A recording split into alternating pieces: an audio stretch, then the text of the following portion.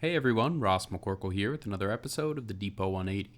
After getting manhandled the first several days of training camp, the Pittsburgh Steelers offense took off a little bit on Thursday at an unpadded practice. They had their best practice so far, including Aaron Rodgers' best individual practice of camp thus far. DK Metcalf made plays, Jonnu Smith was making plays, even Roman Wilson chipped in some for really the first time all camp. Now the big test will be, can they keep that up? Tonight is the Friday night practice under the lights that happens every year, and it's one of the most intense practices of camp. When you think of training camp, this is the practice that you think about. It's going to be physical, there's going to be backs on backers, there's going to be live hitting.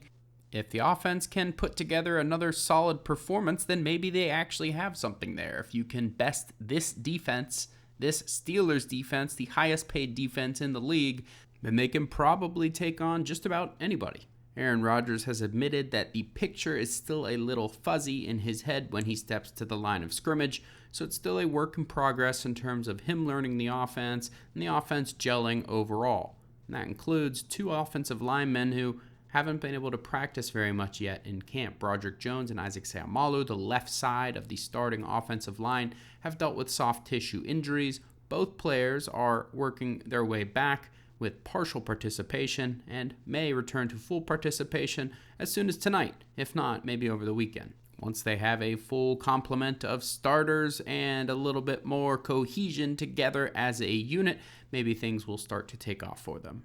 If you are among those hopeful that the Steelers might be able to find another star wide receiver to add into the mix to complement DK Metcalf, then you might be in luck. Terry McLaurin, the Washington Commanders' star wide receiver, just requested a trade. Now, this is probably unlikely that the Steelers do anything, and even more unlikely that the Commanders choose to part ways with him.